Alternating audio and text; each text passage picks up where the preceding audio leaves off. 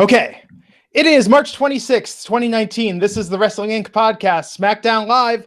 Big title change tonight. Charlotte Flair is the new SmackDown Women's Champion. Kofi Kingston is going to WrestleMania, presumably to face Daniel Bryan for the SmackDown or for the WWE Championship. And yeah, big SmackDown.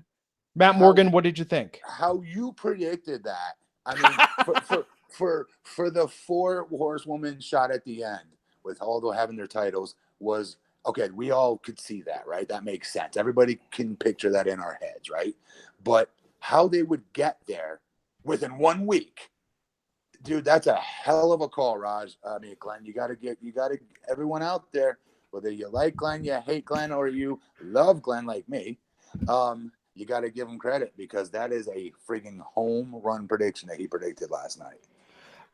I just think it makes sense because they clearly have nothing for Asuka, right? Oh, It then does that make sense, yeah. but come on, dude, that was a freaking money prediction if I've ever seen one. You deserve credit. Well, thank you. Yeah. I think it's nuts. Now, a lot of people are saying, Matt, did you see what happened on ESPN this morning? Yes, and I think I went back and watched it on YouTube after seeing it on your Twitter feed earlier, and that's so annoying. That's so frustrating. They refer to her as Ric Flair's daughter. You know what I mean? They got into details with Becky Lynch being, the man. So they were able to do all that, but they refer to as Charlotte Flair as Ric Flair's daughter. Come on. But I agree. And now, 8-time women's champion, she has the record. Most female championships in the WWE. Hey, Glenn, can you hear me? Yeah, we can hear you. Okay. But we've been saying this for like 6 months, right? Like the reason why they're putting Charlotte in this match is so that in the media, the people, they could show Charlotte and be like, "Hey, that's Ric Flair's daughter." Okay, no, you know what? You're right. Okay, that's true. I don't know. I didn't like it. It feels very disrespectful. Like maybe I'm being sensitive to it. I don't know, but that was the point. We did say that she has name brand recognition of being a Flair, right? To mainstream people that don't know wrestling. Yeah, exactly. So I've always felt like that was kind of the draw of putting her in this match, was to use that as a selling point. Ronda Rousey against Ric Flair's daughter. But to your point, Glenn, I did think that was that just seemed very disrespectful, especially when you were also when you got Becky Lynch there and you got first ever Royal Rumble winner or 2019 Royal Rumble winner, and then it's just Ric Flair's daughter. She'd be like 7-time women's champion, daughter of Ric Flair, or something, where you also highlight her achievements. Or make that the angle. Make that the angle during the interview that she's 7 times women's champion. Have the host say, well, Charlotte, what do you say to all the people out there that say you're just in this because you're Ric Flair's daughter? Have Becky make some crappy comment about it. Don't have that be the Chiron, the title underneath her name. Yeah, Good word, but they don't Chiron. want it. Yes. I don't know. So crazy day for Charlotte today, right? I think without a doubt on SmackDown, she proved why she is in this match. She is the new SmackDown Women's Champion. And I think I don't think that title is going to be on the line at Mania. Like I said, 4 horsewomen are all going to be holding those titles high when they go off the air from New York. How could it be on the line at Mania? How would that make sense? It doesn't make sense. Why would you want to be in that match to begin with if all it is her defending her title against Ronda Rousey, right? Who, because she wants a chance at becoming the Raw champion too. To give it, but she already has a championship, so she would give up her title to become the Raw champion. You know what I mean? No, she would say, "Screw you, WWE. Figure it out. I'm the women's champion on both shows." What? Yeah. I mean, that is the alpha move. I'm putting my title on the line because I'm going to have both. I do believe that WWE has somewhere where they put that it is not a unification match. Good. I like that. Good. Yeah, and it shouldn't be. I mean, this was clearly a late decision because as of this afternoon, they were advertising the Fatal 4-Way for tonight's show that was supposed to determine the #1 contender for Asuka. Wow. And they even had Carmella cut a promo during the afternoon about the Fatal 4-Way. So where would it air? It was supposed to be tonight. I mean, they had announced it. Where was her promo? Where was her promo? It was like on Twitter, their social media, their YouTube. It was as she was coming into the arena. And then they deleted it. And then just hours before the show, basically, they changed up their plans. So I dig it. Good job, WWE. In my opinion, I think this was cool. Well, good job on this. Bad job on making Asuka so irrelevant, and bad job on mismanaging the rest of the. But they mismanaged the rest of the women's division. Yes. Okay. Yeah. There's no one they could have put against Asuka that would have made it past the pre-show. Let me ask you this though: does anyone want to see Asuka versus Mandy Rose or Asuka versus? No. So no, they're not ready. No. Yeah. So this is for a week-to-week booking decision, a couple weeks out from WrestleMania. This does make the main event stronger. It's not like they're taking away a match that we all wanted to see. It does suck how Asuka has been booked since she's been champion. She hasn't had a meaningful feud, a memorable rivalry, just kind of been there. But they are where they are. That's not a match that anyone wanted to see, and this strengthens the main event. So it ultimately, gotta say, it's probably the right call. But here's the question. Okay, so we got the women's triple threat in the main event. We have the tag team 4-way match that's going to happen. They haven't announced a women's battle royal yet. Are we going into Mania with only 2 women's matches on the card? I'm sure the women's battle royal yet. They haven't mentioned it. They haven't even hinted at it. Oh wow! I would assume that they have to, right? Pre-show. Yeah, pre-show. Sure. I mean, just in those 2 matches alone, you've got 11 women. Yes. So it is most of the people on the roster that most deserve a shot at, most deserve a WrestleMania match. Yeah. And they're doing some with Carmella and R-Truth, feuding with Alexa Bliss on who's the host. So I'm sure they'll have a comedy segment. Obviously that leaves Asuka out in the cold, which would suck. I would think when push comes to shove, they're going to do a women's battle royal. Yeah. We'll see next week, right? They're probably announce it Monday on Raw. So tonight, Asuka and Charlotte had a competitive match, but I think it was pretty clear that they were doing this for Charlotte to win. Certainly wouldn't have made sense to have Charlotte lose tonight with her big WrestleMania match coming up. For something impromptu, I think they did a great job. Matt, I mean, during the match, were you thinking it was competitive at all, or you were just like, nope, this is what's happening? As soon as that match was booked, I said, holy Glenn called this. As soon as it was booked, I was like, oh my goodness, I can't believe he called this. Yeah, we missed the opening promo, though, the New Day. Yeah. I mean, let's talk about that. Let's just talk about that together with the match itself, because I think that storyline will be a little easier to dive into together. One last thing that I want to get, since there were only 3 matches tonight, so we have a little bit of time to discuss this. So if this shakes out, Becky wins, Becky goes to Raw with the title, Charlotte goes to SmackDown with the title. Matt, who do you have them each feud with on the respective brands post-WrestleMania? Asuka. For Charlotte, yeah.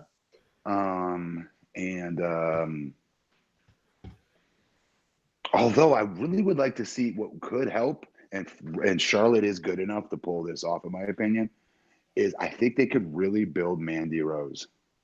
I think they could if they gave her a feud with Charlotte. Okay, it's not going to be nowhere near as good as Asuka. I understand this, but they got to build more stars, and this is an opportunity to build a potential, let's say, a little bit above intercontinental level, but in the women's division, talent in Mandy Rose, right? To get her groomed to be a main eventer one day.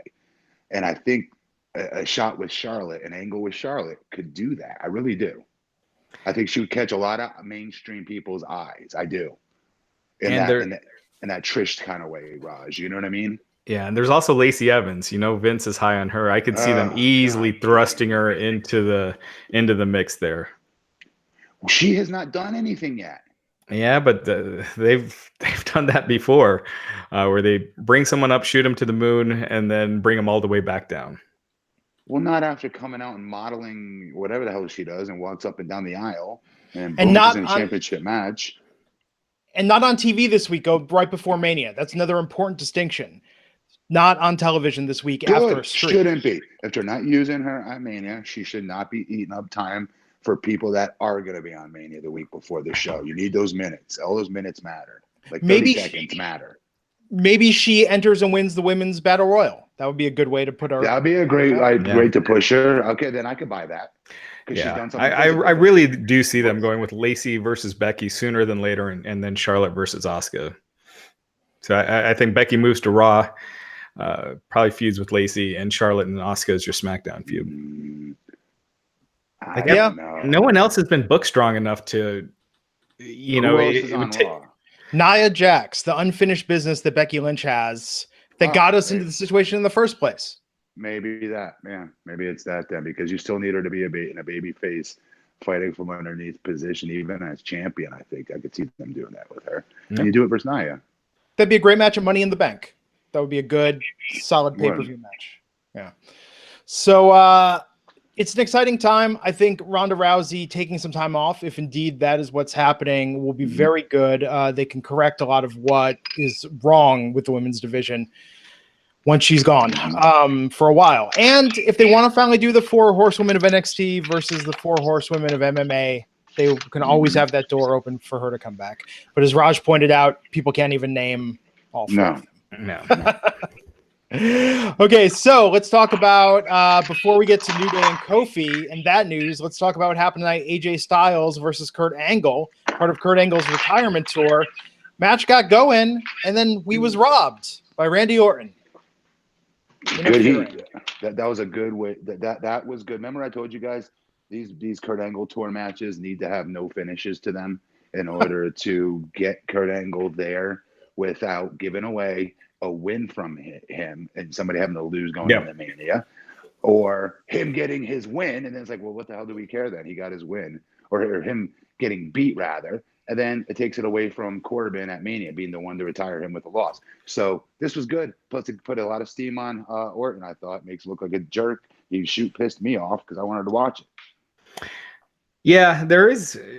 I could see people criticizing it for being too short, but if it's going to end in a DQ anyway, why not move to the stuff that matters? So I thought, I think you called this last night, Matt, where you're saying it was going to be a DQ or something, or we were talking about it. But it didn't make sense for Kurt to lose here or AJ, so it was the right finish. And Kurt stays undefeated throughout his little farewell tour, heading into Mania. So that was a good choice. I just didn't like, obviously, anytime I see an AJ match go that short, I always am leaving wanting more. But now we did get an additional segment tonight, which was Shane versus The Miz. And the real thing that came out of that, aside from the fact that Sanity's working security now, along with, was it Epico or Primo tonight out there with Shelton Benjamin? I wasn't sure. But it was Primo. It is going to be a Falls Count Anywhere match between The Miz and Shane McMahon at WrestleMania. Does it really need to be Falls Count Anywhere? No. I mean, right? This just means Shane's going to jump off something, and then The Miz is going to be able to pin him over on the announce table. That's pretty much how that could finish, actually. He jumps off the top of the Tron. You know what I mean? Yeah, I think this just gives Shane an excuse to do something crazy. So, and Shane kind of needs that. His matches, he's not a great singles wrestler. AJ got a really good match out of him, but outside of that, his match with Taker a few years ago at WrestleMania kind of sucked outside of the big spot. So, any bells and whistles you can add to it to kind of disguise Shane's shortcomings, I think is a good thing. So, I think the stip works, whether it's a no DQ, Falls Count Anywhere in this case, I think it's a good idea. Yep. So we did open the show with the New Day saying they were ready to quit the WWE because of the way that Kofi was being screwed out of this championship opportunity. They asked for Vince McMahon to come to the ring and explain why. And I felt like we didn't really get an answer. They're sticking with this B-plus player line. Daniel Bryan came out and leaned heavily into that. But the end result was the New Day being set up, Big E and Xavier Woods, to have a tag team gauntlet match at the end of the show. If they won that, then Kofi would get to go to WrestleMania. Matt, do you feel satisfied at this point? In the comments last week and on Twitter, we were talking about they got to give a reason, because the reason we're assuming is a racial thing for whatever reason, or the reason that a lot of people are assuming about the glass ceiling, as it were, for an African-American wrestler. Yeah. So do you feel that do you feel like they've explained it, or they don't have to at this point?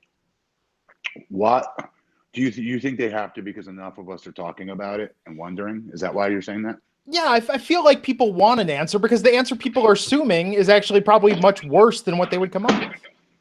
What could they possibly come up with? I want you to really think about this. What could their answer be other than something weird like, well, the African Americans we've had on our roster have been amazing athletes, but it just hasn't worked out that way. Oh, really? Over 300 years WWE's been around? It just hasn't worked out that way? You know what I mean? Come on. Yeah. What would they say? And I think their explanation is that Vince thinks that Kofi's a B+ player, and that's it. And I think that's just their way of explaining it. That's their storyline. It's the same thing they did with Daniel Bryan, and they're leaving it at that. Here's the truth. Here's in my opinion, the truth. There is many more Caucasians than African American wrestlers at WWE, right? Would we agree to that? Just in general, yeah. Ratio wise, right? If you were to break it in down, the US, for sure, yeah. In the US, WWE, and WWF before that. So they would point to the numbers and say, well, look, we've had, 8, whatever it is, a 9-to-1 and a ratio of, Caucasian male versus an African American male on our roster. So what do you expect? Well, what we expect is, like, if this is a shoot sport, the best person wins. Who gives a crap what color they are? It's just that we should not be noticing at this point in 2019 that, well, wait a minute here. There's hardly any ever African American champions. What's the deal with that? And it's not just the fans jumping to conclusions here. Big E cut a promo that was very. I agree. It suggested that. I felt him. Yeah, so it's not like they can say, "Oh, well, fans are jumping to conclusions." When Big E's promo is, anyone listening to that, when he's saying people like us can't make it in the company and people like us only go so far, obviously people are going to draw certain conclusions with something like that. Now, yeah. As far as tonight goes, no race thing. The thing that bothered me is that Kofi's not cutting his own promos. Like Xavier Woods is cutting his promos for him. And yeah, that was annoying. And then even the end, I would argue, I didn't like it because Kofi wasn't able to get into the moment and celebrate, in my opinion, properly, because he wasn't in the moment. He was cold backstage watching the crap supposedly on screen, and then comes out and acts like he won the World Series. If he was in a match that brought him there, we would have gotten that emotion out of him. You see what I'm saying? Shouldn't last week and this week have been reversed? Like last week, New Day had to win, and then they didn't. And then this week, it's Kofi that has to go through the gauntlet. He wins it, and he gets put in. Not New Day wins it, and he gets put in. What does that tell you, Raj? I'm telling you right now, they did not. They booked this. I'm telling you, week to week. Yeah. I'm telling you, there's no way they could have. Yeah. 3, 4 weeks, 5 weeks out, had this plan. No way. No way. Yeah, I agree 100%. This week, they probably came in and be like, well, okay, how are we going to get Kofi in tonight? Another gauntlet? Well, we did that. We've done 2 gauntlets with him. All right, well, New Day. But yeah, it weakens it that he's not winning the match to get himself into the World Championship match. So weird. Whoa, he's part of a team of 3. They're family. It makes sense. No. Right. No, it's not the same thing. I guarantee you today's show was either rewritten at the last minute. This what they had in mind this morning was completely different with what we got tonight. Yeah. And the best part of that gauntlet match was the Usos coming out and saying they forfeit. They did the Rudy that we were talking about. That was cool. That was cool. I dug that. That was the high point. That's what people will remember about that match tonight. More than them going against the Bar, the opening rounds of that, even more than them beating Daniel Bryan and Rowan at the end. So I don't know. I don't know that we need a reason. Proportional representation is important. Representation in general is important. And and that's why I think Kofi Kingston is going to win at WrestleMania. Again, I don't want to be cynical about this, but similar to the women, I think the WWE will say, okay, look at the success of a film like Black Panther. People talk about representation. The WWE is doing its part to showcase diverse champions. I mean, I always just say this: it's hard to treat it like a real sport at times. But I want to fall back in that and just say, I don't care what the skin color is. I just think the best athlete should win. You can't really say that with wrestling, though, can you? No, right? it's because it is a packaged. work. Yeah, it's a work, right? So I hear what you're saying, Glenn. I do, and I think it's been high time. Yeah, I mean, we're in a different time right now, a different time and age, and you need to be WWE fancies themselves as a company that has its finger on the pulse with what's going on in society, and I would argue they're a little late to the dance on this one, but I'm all for it. I mean, I think Kofi deserves it, regardless Kofi deserves of it, being African American or not. Absolutely. I think the storyline, it's interesting because it's building to that moment that Kofi wins the belt, right? Like it's building all this sympathy on Kofi, but I don't think it's building Kofi as a long-term character. Oh, well, no, then that's okay, because here's the thing. It's like when I would argue when Eddie first won the title. I remembered I was there the night he won it from Brock. I remember nobody was like shitting on him, but everyone assumed he was going to be a transitional champion. You know what I mean? Hey, Eddie finally won the big one. All right. He has a feather in his cap now. 2 months later, he drops the title to whoever. JBL. Yeah, JBL.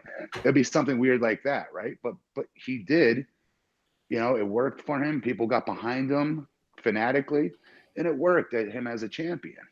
But more than we thought it would. I think Kofi, it's up to him with what he does with it. But you're right. I don't think he's going to be some like long-term main eventer all of a sudden. No. Yeah, I don't see him in the world title picture in SummerSlam. And again, I think you could do some stuff booking-wise to make him stronger as a character to go beyond that moment where he wins the title. Again, not having New Day cut his promos, having him deck Vince McMahon, having him, like stand up for himself as opposed to just kind of standing there. You're building sympathy, but long-term, it's hard to look at him as a badass character that you're invested in. And he doesn't have to be badass, but you know what I mean? Like someone that seems like a top guy, as opposed to someone you're rooting for because you've seen all the years he's put in and you feel like he deserves it because of that, as opposed to he looks and feels like a champion. I wish he would just take his silly gear off. No offense to I like when he's wearing tights with like Fruit Loops on it or whatever cartoon drawings and graphics. Yeah, I mean, he could be affiliated with the New Day, but change his gear a little bit, be a little more serious, and talk. Like really cut some promos. How he was dressed, I hope I got this right. I remember he was wearing a wife beater and like a pair of jeans that night that he screwed up Orton's car. Remember? Yeah. I thought that night he looked like a main eventer. I remember, I think a lot of people did. He seemed like he was on his way, and then either he didn't get up for an RKO too quick, or he didn't stay down for the punt, and that just kind of killed his push. But I think I'm really rooting for Kofi. That's one match I am emotionally invested in, but I would like to see it go beyond. Mm-hmm. Yeah. So someone else did get to do some talking tonight during the promos, and that was Rey Mysterio and his son Dominic. Dominic, new mouthpiece for Rey Mysterio. He's back for more. Yeah. Well, they saw that it popped last week, right? Got to keep that going. So Rey and Joe at WrestleMania, they're trying to build this. God, they have all these matches. I feel like this is tough, right? Because aside from Kofi and aside from the women, I don't know. I mean, what are you most excited for aside from Kofi and the women at Mania? I got it. I Drew McIntyre, maybe. I want to see what kind of performance he puts out there versus the big dog. I want to see how that match goes. I want to see how much heat Drew can get. I want to see what he looks like under the bright lights in a quote unquote main event caliber match, if you will. All right. And see how he does. I want to see how he performs. I want to see if anything, does he hold back or does he get better? Some people get better when more pressure is on them. And I'm interested, in my own personal opinion, to see if Drew if he can step up more. If he steps up more, he is going to be their main heel, in my opinion, for a few years coming. Yeah. This is absolutely crazy. I just called up on Wikipedia the current match card for WrestleMania 35. We have 13 matches with none of the men's tag teams represented. Right. With no women's battle royal. And no John Cena match. 13 matches. Mm-hmm. Yeah. Quite a pay-per-view. Yeah, so you got to guess at least one of those tag title matches is on there. It's weird. The Usos have not wrestled since they won the titles. Not even house shows. I don't know what's going on there. But maybe from when they got in trouble, maybe. But they won the titles after they got in trouble. Yeah, I know, but maybe I don't know. Yeah, I don't know. I mean, or maybe one of them's just a little banged up. Not sure, but the Undertaker, I guess, is coming back for the Saudi Arabia show. That's in May. So the fact that he's working with WWE again, I can almost see him. We're talking about matches. We're forgetting Elias has a concert segment, so there's a segment there.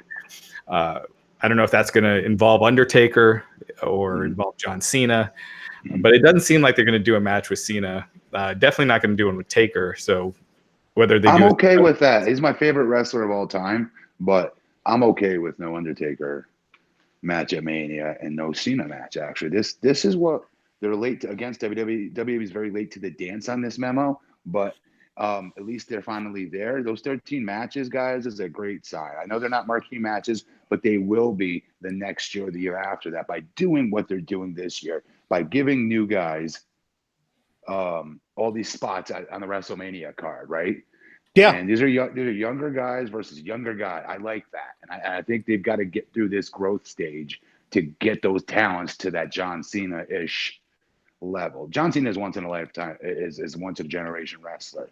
I don't mean to exactly his level, but pretty damn close. Yeah, it would just be cool to see one of those guys like really put over a younger talent. You know what I mean? Like Cena put over a Drew McIntyre or Braun Strowman beating an Undertaker instead of just them trading wins amongst themselves, like Undertaker beating Cena last year.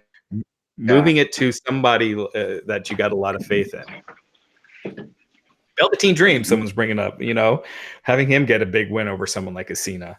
And now obviously it's way too late, but if you had planned that 6 months in advance, you could have made him a character. He faces Cena, gets a big win. It's shocking. Cena's first loss to a younger guy in forever. It would make someone. So we had WrestleMania 32 had 12 matches, 33 had 13, 34 had 14. Okay, so if they had the Women's Battle Royal, we'll be at 14 this year. Good news is with the tag teams open, I mean, that Andre card, it's funny that they've got Michael Shea and Colin Jost from Saturday Night Live's Weekend Update in there because there's a lot of talent without a Mania match. This could be like the most stacked Andre lineup ever. I guess. I mean, there's no like main eventers in there outside of Braun. No. You could think of in the main event. So. No, you're right. But this is one of those, like I'm telling you, it feels like it's a growth. I don't know, like a growth process or growing pains, if you will, that they need to go through with this card. Because think about it, guys. We said we want these marquee matches. You know what I mean? And it's cool to see them pass the torch, like what you said, Raj, and that's cool. But like we also bitch about it when The Rock has to come back. We also bitch about it when Cena comes back. And we want these guys to take the damn mantle, but then we got to give them an opportunity to do that. So let's see what happens at Mania.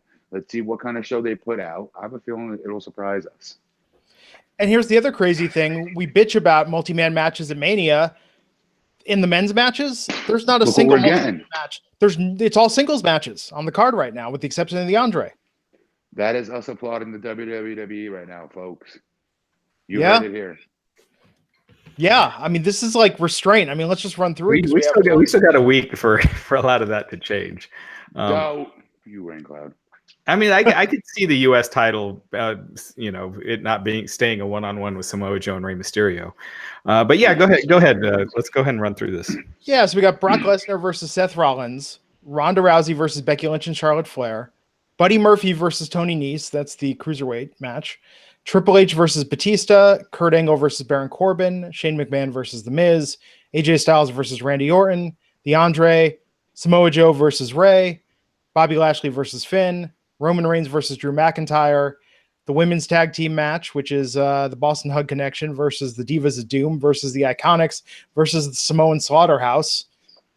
They're going with that, I guess. And then Daniel Bryan versus Kofi Kingston. I like the Samoan Slaughterhouse, actually. Sorry. That's good. Yeah, I mean, this is actually kind of amazing how much talent is being left off this card right now. Yeah, they're a stacked roster. I'm sorry, they are. They're a very deep roster right now. And that's not including the guys that are ready for the main roster in NXT. Your Adam Cole, guys like that. Their roster is insane right now. It really, really is deep. Yeah, there's a ton of talent. I mean, this could be a really, really great WrestleMania. I think there's going to be a very stacked battle royal. I think they'll add a women's battle royal, which would be great. But I don't know. As it stands right now, I'm more excited for this after tonight. I'm glad we got Kofi against Daniel. I'm glad that Charlotte has a title. I feel bad for Asuka, but this does add a lot to that match. It does. I feel better for Charlotte and the three-way dance than I do feeling bad for Asuka. Yeah. That makes sense. Yeah, I do feel like it adds more star power to a loaded match. Yes, it does. Making your main event stronger and tossing aside a match that no one cared to see. It sucks for Asuka again. I hate the way she's been booked, but for where they're at, this was the right call. Again, it's the main event of WrestleMania, right? You got. Yeah, I could easily see Kofi not winning. I hope that's not the case. No, he's winning. I in a lot of ways, that's the most. I think that match could steal the show. Of course, because the emotions in it that we're gonna go through. I'm really looking forward to it. Yeah, and even like in the gauntlet when it came down to Kofi and Bryan and the match that they had, and how great was that? Yeah, an elimination chamber. Yeah, I think that could be great. Their chemistry in there was awesome. It was like, oh my god, I would kill to see them wrestle for 20 minutes. Yeah, and I think Becky, that'll be awesome. Seth and Brock. I mean, Brock. I think that's going to surprise us. Yeah, Brock has shown that he could. He had great really great matches with AJ and Daniel Bryan. So, and a really good one with Finn. So it definitely could over deliver. It could be a sleeper. Yep. So what else is going on? I feel like there's some other news we should get to. There is. Real quick, Conor McGregor, he was saying that he is retiring from UFC. So obviously the big rumor then right away was, is WWE going to sign him? Is he going to be at WrestleMania? And then hours later, the story comes out that he's under investigation for an alleged sexual assault incident that happened in December, I guess. In Ireland, it was in the news, but in Ireland they can't name names for a suspect until they're convicted in the case of rape. So he's dealing with that. So there's definitely no way that he's going to be involved. Gronk retired, Rob Gronkowski. So he'll be in WWE. Yeah, he's obviously got big ties to WWE. I wonder how much money they'd spend for someone like Gronk, because he's tricky. Okay, here's why he's tricky. Because his build is awkward. He's wiry. He almost looks like a basketball player. He's very tall and skinny. And so even when he did that tackle spot with what's his name? Jinder Mahal. It was like, I'm like, you know what I mean? It was awkward. I was like, Jinder, you wouldn't bump to that. You're thicker than him. He's like a beanpole. So they've got to figure out what to physically. He needs to change his, because I see him fully fledged going to WWE. I swear to you guys, I think this is happening. So I'm already planning him being there, and I'm thinking okay, so what can he do that's going to make people want to watch other than him be Gronk? How do they get that on TV? How do they get that on the camera? Because think about it. What makes him Gronk is stuff that you can't write for. It's just like, what's his name? His boy, who stayed hype. Mojo Rawley, right? That's a personality. He's the center of the party, right? But he can't figure out how to translate that on television. Yeah, it's going to really suffer. Figured out a way to translate that to television, to translate that into a character that's more than just one-dimensional. That could be a normal person that's a happy-go-lucky guy that likes to, that's the life of the party. Well, if Gronk goes to WWE, Matt Riddle's career, he's going to have to get a new gimmick, something. So Gronk is only 29, so he will be a WWE superstar. I'm telling you, it's going to happen. Yeah, I mean, he's got the connections. He's a lifelong fan. There's videos of him cutting old 80s promos. So you got to think it seems like a natural fit. Again, I don't see him being like a Ronda Rousey where no. And this is where his build hurts him. I'm telling you, it's weird. And his personality. I think that kind of a personality, I don't know what kind of staying power that has. You can't write for it, right? You can't make it compelling to want to see that. I mean, you want to see the freak factor, like the car accident thing, right? You want to rubberneck, and there's a match that's going to happen with him in it. Okay, I want to buy the pay-per-view, and I want to see what he looks like in the ring. One time, that's it. Yeah. And then once I've seen him that one time, Freak Factor is now over with, right? I've seen it. Yeah, I think it's going to be very Goldberg-esque, his moveset. If they capitalize and strike while they're not going to send him. Goldberg was awesome. What Goldberg did so well. Like those moves were so high impact. Gronk is a little more awkward. Goldberg, people forget, was doing MMA before people were putting that in wrestling, dude. Right. What I'm saying is that if they're going to strike when the iron's hot, they're not sending Gronk to NXT. You know. Oh yeah, 100%, definitely. Yeah, it's going to be like Spear. You know, 3 moves. It'll be the Ronda Rousey road, and hopefully he picks it up like she did, which, you know, she's a freak. She picked it up so well, way faster than anyone could have expected. So yes, can't expect that with everyone or hardly anyone. You're right. Yeah. So we'll see. We'll see what happens there. Mustafa Ali is now just Ali. They got rid of the Mustafa. These name changes sometimes. It's like I could see when you're bringing someone up that no one knows, but when it's someone that's been, you know, competing for the world title, and now you're changing his name. It's just weird. Ali, though? I mean, just Ali. What about Muhammad Ali? Yeah. I mean, it's just Ali. I guess I don't know what it was. I don't see why, but some of the name changes I get. Otis, whatever his last. What was his last name? Dozovic. As soon as he came out, I knew Vince was going to change that last name and drop it. But some of these other ones just make no sense to me. Mm-hmm. Yeah. And Brutus Beefcake in the WWE Hall of Fame? ? Hasn't been announced yet, but he's being advertised in the New York area. So, I think it's cool. I think it's a very memorable character from the 80s. Well, yeah, definitely. But really quick, why? What do you mean ? Why is he being rumored? Well, it hasn't been announced. So it's who broke the story, Rush?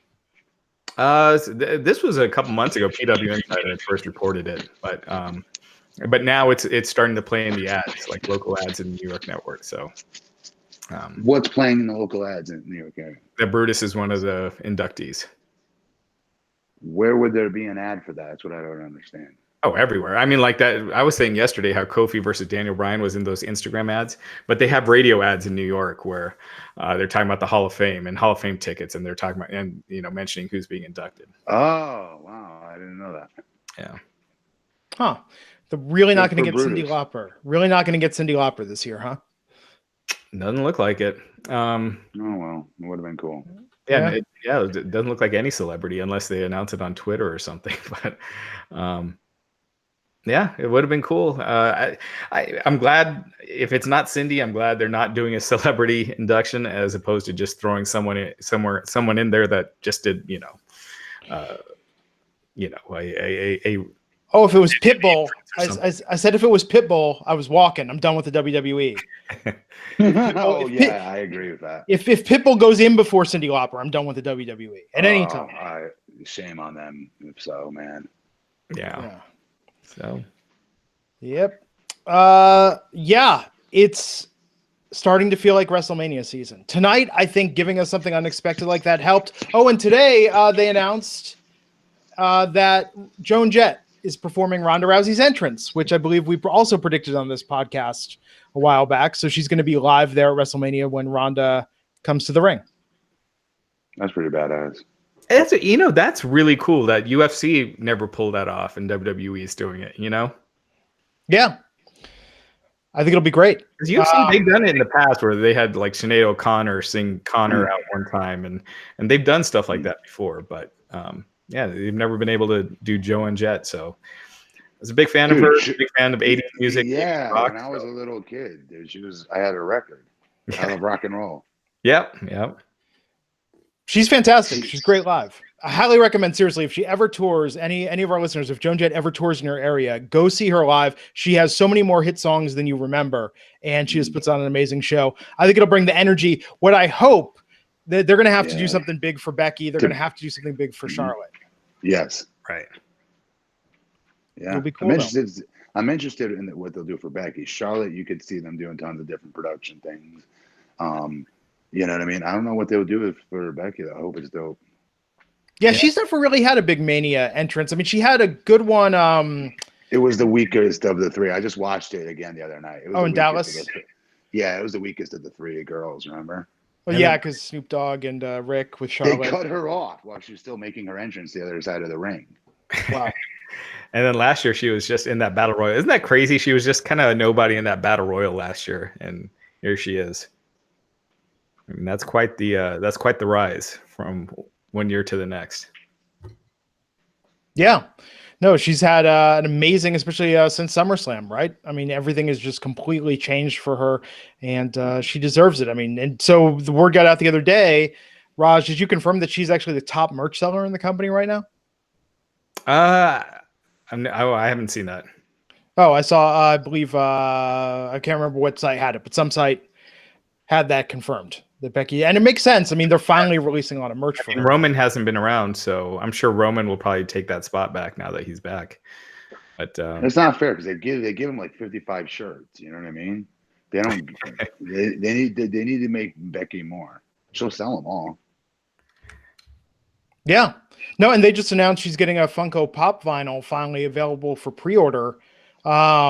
Even seeing that, like I tweeted the link out to that, and I'm just seeing like the amount of traction that got. People, I mean, I buy those things. I'm surprised how many people buy those things. Yeah, yeah, a lot of demand. So I think hopefully they don't screw it up. Now, is the rumor true, Raj, that she's got a new contract? And that is true. Yeah, it's awesome. I'm not sure if she signed it yet, but she's expected to. So it's kind of like how the deal with AJ recently, where his contract. He got it, and it was expected he would sign it, and he signed it. So I'm guessing it's the same deal. That's great. When's Asuka's deal up? Man, I don't know. When did she debut in NXT? Most of these deals are 3-year deals. 2015. So maybe she's already re-signed or is on an extension. Yeah, she probably re-upped. So. Oh, it's unfortunate. But it might have been just re-upping when she got called to the main roster. Yeah, who knows? I'll see if I can find anything on that, but I don't know. Yeah. Anything else we should cover? I feel like we blew through a lot of this tonight, but it's exciting, man. Finally starting to feel like Mania season. Yeah. No, absolutely. Mm-hmm. Cool. Before we take it out, Matt Morgan, anything you want to plug? No. Okay. There you have it, folks. Raj, what's coming up on the site? We got interviews with Sam Adonis. Gosh, I can't remember. There's so many right now. Brother Corey Graves, who talks about like a lot of the scrutiny that Corey Graves has been experiencing online. Yeah, you're talking to. Wait, hang on. You said you're talking to his brother? Yeah, Sam Adonis. He has Dude, that. To tell him I said I'm very good friends with him. Tell him what's up. Yeah, absolutely. Yeah, we'll do. And yeah, just tons of interviews coming up this week. So Rikishi, Buff Bagwell, are just a couple of the other ones coming up this week. Oh, yeah, so because it says it in the title, the Raw ratings quickly, Raj. It was down this week, wasn't it? Down. So around it's the fifth lowest rating of the year is like 2.5, 2.6 in there. Last year around this time they were doing 3.3. So you're talking about being down 800,000 viewers in a year around from last WrestleMania season to this. I mean, that's a big chunk. So they need to plug that gap. Can I just point something out tonight when we were going over like some of the stuff with Mania, and we were talking about other matches that weren't just like SmackDown related. We're talking about in general, no big match feel matches. We didn't even talk about Hunter and Batista. Yeah, I was thinking about that later. Isn't that crazy though? Isn't that crazy how insignificant it feels? Because that's the way it feels. Yeah, totally. You have to remind yourself, and they, storyline wise, they just kind of dropped the ball on that. If they would have just done that angle with Flair and left it at that, I'd probably be it so much better. 100%, dude. Yeah. So WrestleMania weekend, we're going to be covering TakeOver. We're going to be covering Mania. We're going to be covering Raw after Mania, SmackDown after Mania. We're doing all these live for the first time, doing TakeOver, Mania, Raw, and SmackDown live. And also ROH New Japan. So Jesse Collins and myself will be covering that. Nice. I'm going to be watching Hall of Fame, thinking, man, these speeches sure do go on a long, long time. But they're forcing everyone to stay this year. Is that true? Oh man, I don't know how you could do that. How could you do that? Yeah. Doors locked from the outside. Yeah. Seems like a hazard. God. Yes, it is. It's illegal, but whatever. Yeah. Cool. I'm Glenn Rubenstein. You can find me on Twitter at Glenn Rubenstein, where I live tweet along with WWE programming and also spout my crazy ass predictions. Sometimes they come true. And we'll see you back here Monday night for the Go Home Raw before WrestleMania 35. Until next time, folks, take care, and we'll see you back here on the Wrestling Inc. podcast.